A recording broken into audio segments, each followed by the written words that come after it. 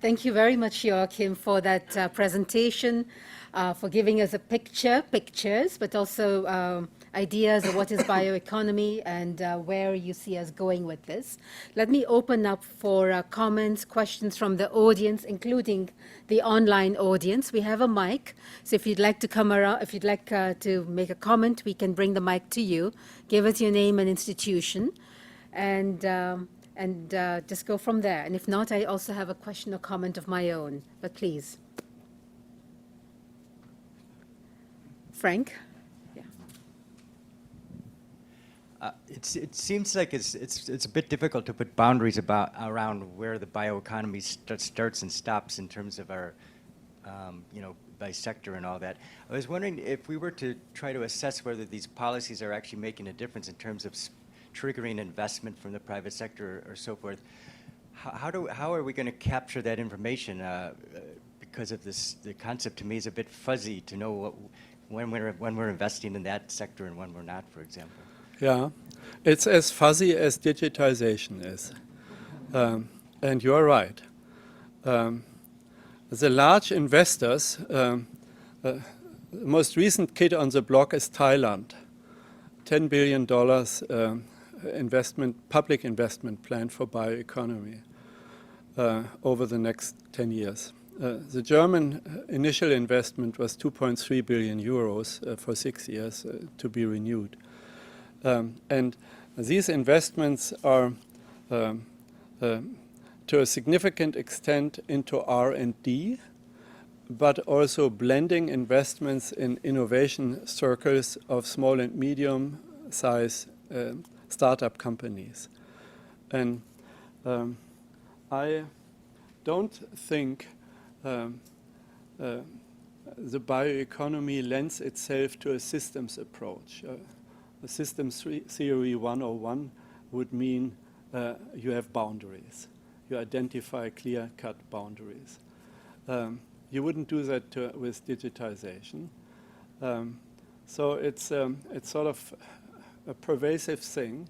As long as there is demand for more bio-based products, as long as they are more efficient and effective, a market-oriented system would go for them. Thank you. Karen and Jason. Thank you, Joachim. I find it always really interesting to be kind of exposed to a totally different way to think about the world. And I liked your presentation of the sectoral division of an economy and then throwing that out and saying we might think about things differently. But as I reflect on that, the sectoral division, the understanding of an economy as agriculture, services, and industry basically serve to help us understand change over time and how an economy evolves with growth and with income generation and what that means in terms of change. Could one get a similar alternative approach to evolution and change, which was based on biological principles and a sense of how much of the economy is based on biology, how that changes and why that changes, and what the distribution of benefits are?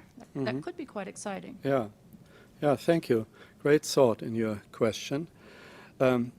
I wouldn't throw the baby of structural transformation out with the bathwater. For economic history, it's a very relevant concept, but it has come to its end.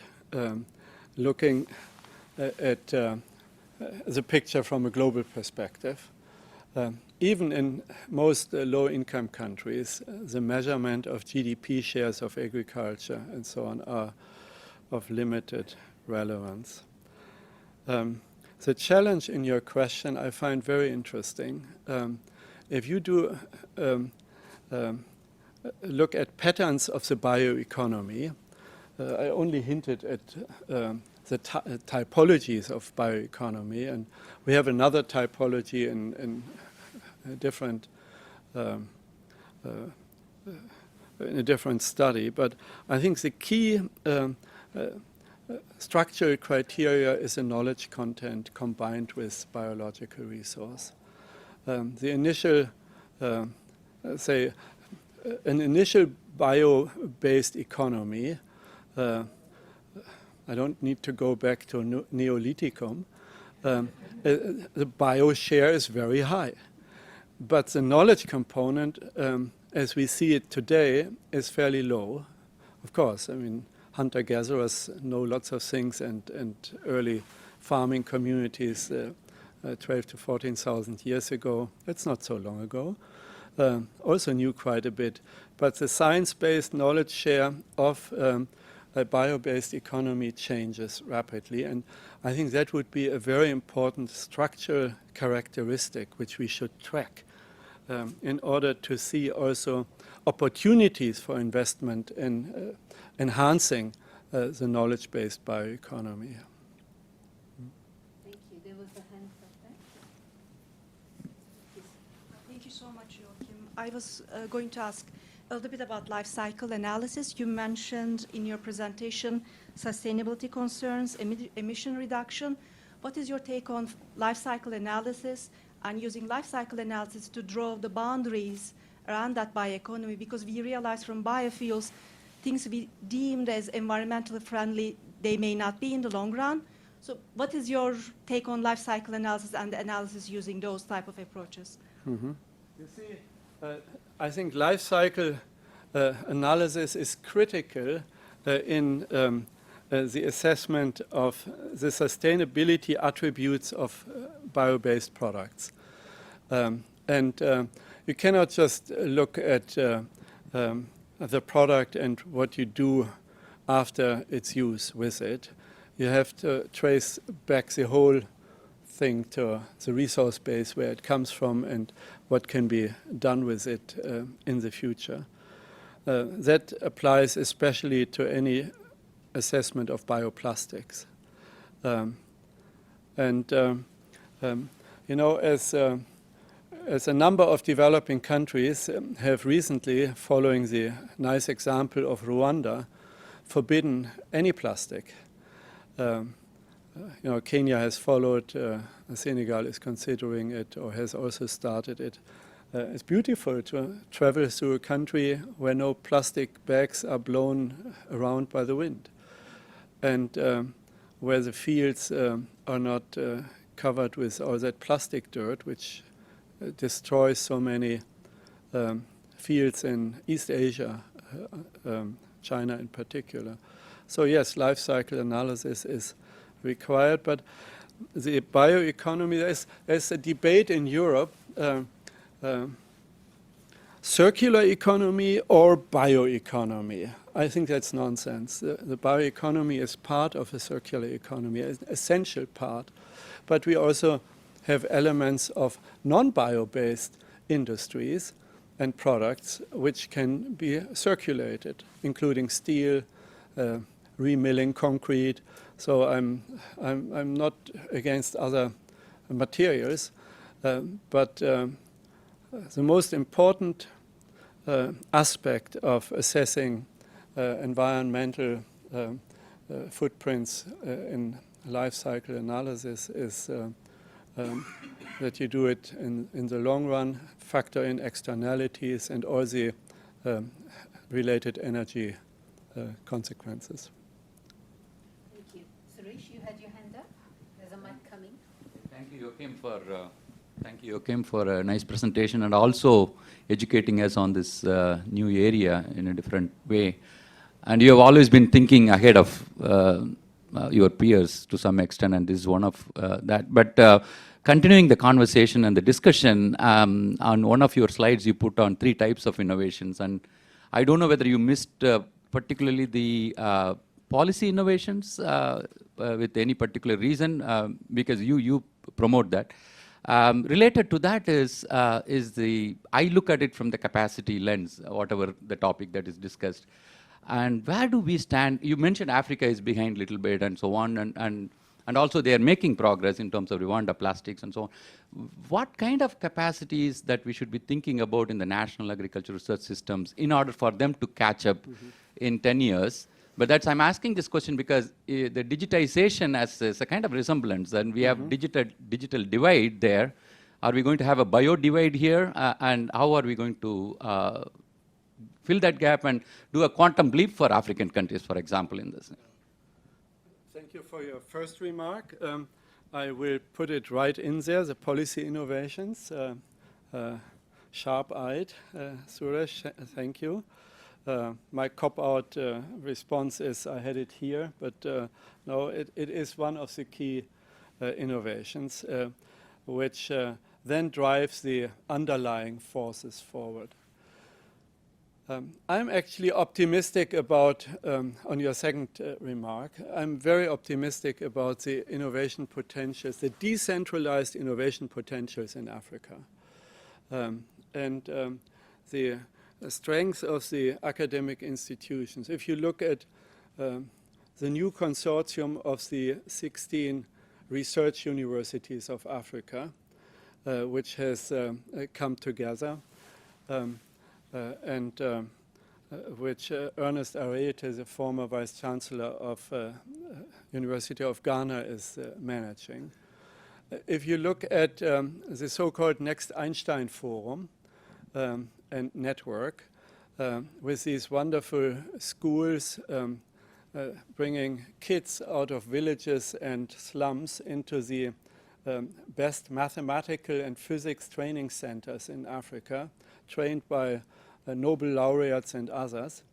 And the forum, which they had 1.5 years ago in Dakar, Senegal, 1,000 people, half of them women, African scientists, all under 40 years old. The next one, you need to come, in Kigali in the week before Easter next year.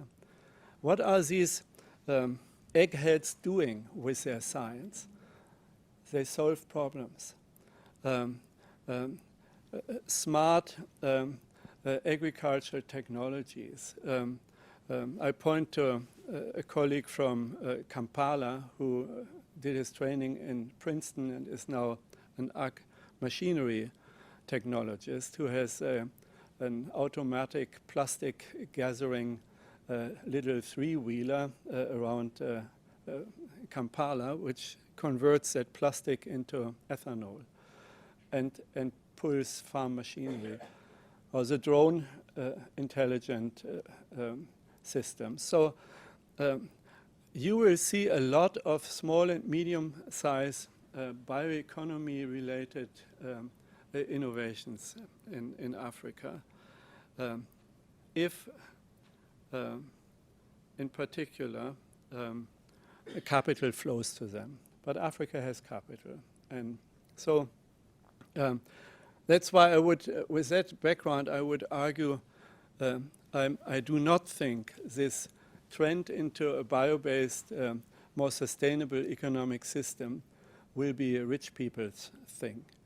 I think rich nations will increasingly invest in order to improve also sustainable economies and facilitate leapfrogging in Africa and South Asia. Joachim, I take the advantage of having the mic to ask you a question myself, and as we listen to others here. And I want to segue from Suresh, and 2 points there. One is, again, to emphasize the role of policy for small and medium scale entrepreneurs and others to be able to take advantage of some of these opportunities in emerging economies. But my question is, you began your presentation by noting that you're here in North America, and where there doesn't seem to be, at least in my words, so much traction around bioeconomy as there is in Europe. So I'm curious, what do you, why do you see that is the case here, and how would you see greater traction here in North America having implications for emerging economies? Mm-hmm. Maybe that observation is only partly true. A number of European countries, especially Scandinavia, the Benelux countries, Germany, France, are sort of energized by the the idea of a long-term sustainable economic system, transforming the economy as we have it now, both on the consumption side and on production side. There's a lot of political economy pressure from communities in, for instance, these countries, who argue we need to degrow, so get out of any growth or even maintenance of current economic benefits which the rich nations have. So the phrasing of degrowth, the phrasing of delinking growth from resource use is softer. This debate has put a lot of pressure on the political system. And so political parties in Western Europe, not only in Western, Northern Europe, Spain is very active in that. Currently they have to deal with something else, but bioeconomy is running strong and vibrant in the political debates, and the investments are big. So maybe there is more noise created around all of this, and the bioeconomy processes in the US are less noisy, but they are happening. The hundreds of millions mobilized for transforming the protein production, the artificial meat situation, the vibrant startup communities, not only in Silicon Valley, but the bio-based startup communities clustered around Boston are very strong, if not stronger than what we have in Germany. They mobilize here startup funding from the private sector. We don't have that culture in Europe, so we have this need for noise so that you can get 2.5 billion out of state funding for the bioeconomy. Here, somebody grabs it from his pocket and off it goes. But I think we need a lot more collective action on the mega projects related to bioeconomy, especially related to the opportunity of photosynthesis and the blue bioeconomy related to oceans. Thank you. Let me come back to the room, and if there are also any online questions, let us know.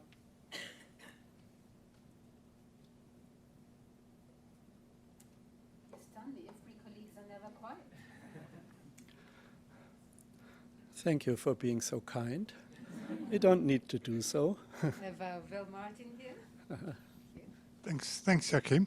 One thing you do see on this side of the Atlantic is a lot of very sharp rejection of science-based approaches and facts, and things like that. You know, pressure to reduce spending, pressure to get rid of agreements on trade and so on.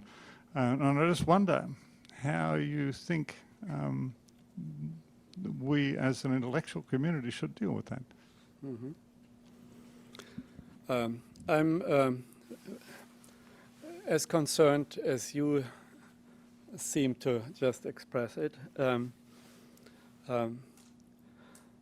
Bioeconomy requires collective action by nations, North and South.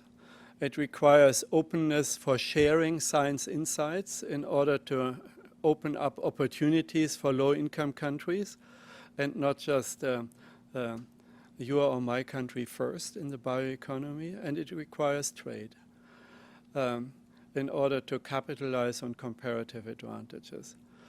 Bioeconomy bioeconomy economics is essentially about externalities, and these are complex. And the modelers of you in the room, I think, should feel encouraged, if not challenged, to look more into that.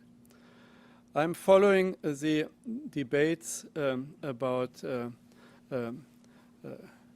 science and the appreciation of evidence-based policy making very carefully. I'm an associate editor of Science Advances, so we have demonstration in Bonn, as you had here, and we have groups and debate circles. It somehow is, I'm afraid it may be a global trend, and not just one which is confined to you here in Washington, although it may be a bit more visible. In the recent elections in Europe, we had also stronger forces which have explicitly articulated their dismay about science. But I think it's a time to get together and explain again. Maybe some of us in the science community haven't been articulate enough. And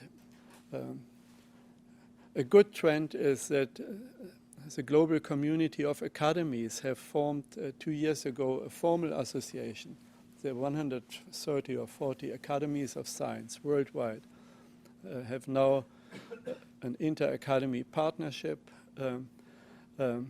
which is explicitly not only sharing knowledge and mapping out regional and global science agendas, but also communicate more with the public.